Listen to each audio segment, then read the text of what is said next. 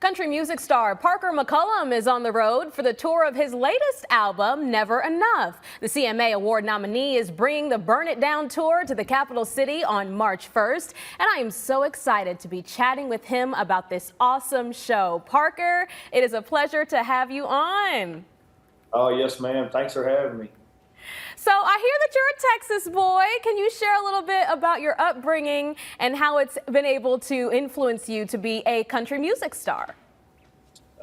Yes, ma'am. I mean, I grew up pretty average childhood. You know, parents lived in the neighborhood, but my mom was a barrel racer when she was growing up. Her dad, my granddad, was, you know, all-American cowboy, one of the greatest cowboys to ever live, so he instilled that in me and my cousins from a very young age. And so that was kind of my first memories of falling in love with country music. Was working for him on that ranch and kind of the cassette tapes he had in his truck that he was playing back then. And we wore them out, and that was kind of what, you know, kind of lit the spark for me to, you know, start thinking that maybe I could be a country music singer one day, and thought about it for a long time and got old enough to finally get out of the house and put some work into it, and been very blessed so far. Talk about your creative process when you're making music, you know, your instrumentation that you use, the beats that you use. Talk about what that's like. You know, I don't use any beats or anything.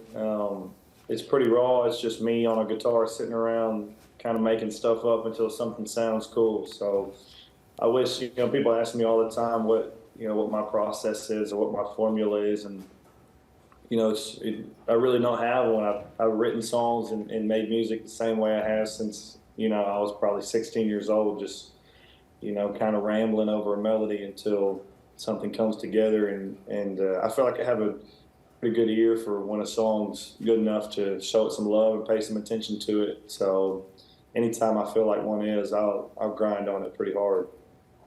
So Parker, talk about what was the inspiration behind the title of your new album, Never Enough. Oh, you know, kind of getting to a point in life where I'm standing around and I've got just, you know, that old quote, you know, don't forget that, you know, about the things you have now that you used to pray for. It's kind of me standing around day-to-day life on the road and stuff and realizing I have everything I ever wanted and somehow still want more. Don't feel like I'm 100% satisfied, not 100% happy. So, you know, that was kind of weighing on my mind quite a bit while I was writing that record. And, you know, I just kept saying, why is it never enough? Why is it never enough? And I thought it sounded like a good album title. And it seems like a lot of your lyrics throughout a lot of your songs on the album are just, you know, heartfelt, you kind of just releasing certain feelings, emotions, thoughts that you might have. One of your top songs on the album is called Burn It Down. What's the story behind that song?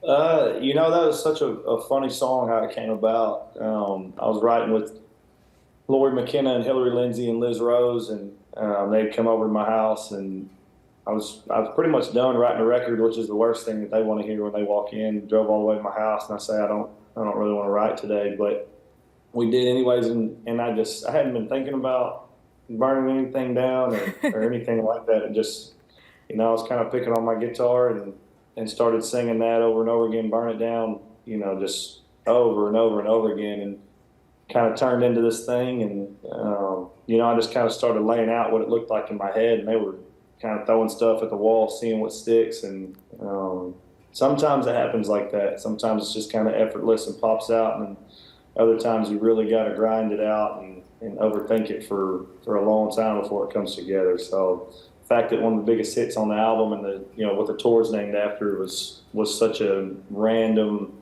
not easy, but, you know, kind of wrote itself. It's just kind of funny. That's how it goes. So you are on the road now. That tour started last month. Tell us how it's been going, what's been going on, how are you feeling about it? Are you getting excited to really get into it?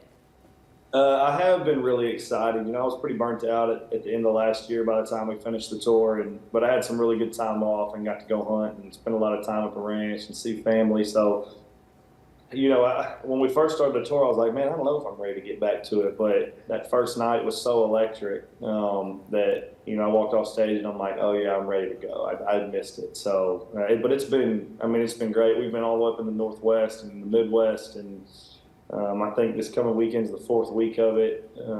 So we're in St. Louis and all over the places right now. So it's just been great. It's been packed out arenas every night, and they're so loud and so intense. And, even kind of the deep cuts off of the record, some of the songs that, I put in the show for me, I don't necessarily do it for them. There's songs that maybe aren't very popular off the record, but that I wrote because I want to play every night. They're singing every word to them, so it's been great. And it is a really great and interesting experience whenever an artist can bring, those type of songs or that creativity to a live audience and a live stage and have that moment to share with them.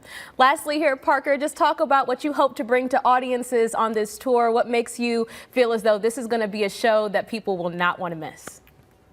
I think just the sincerity of what we do on stage. It's so genuine. It's a real band. There's no special effects or, instruments that you're hearing that aren't being played. It's 100% the real deal.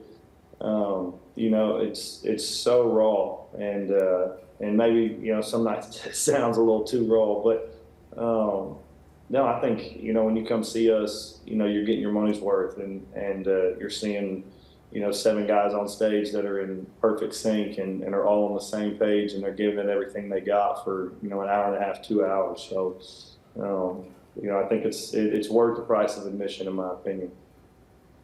Parker McCollum, thank you so much for joining me. Best of luck on your tour, and we cannot wait for your stop here in Columbia. Hey, thanks, guys. Appreciate your time. And you can catch Parker with special guests Corey Kent and George Burge on March 1st at Colonial Life Arena. The show starts at 7 p.m. Tickets are available now at the box office and on Ticketmaster.com.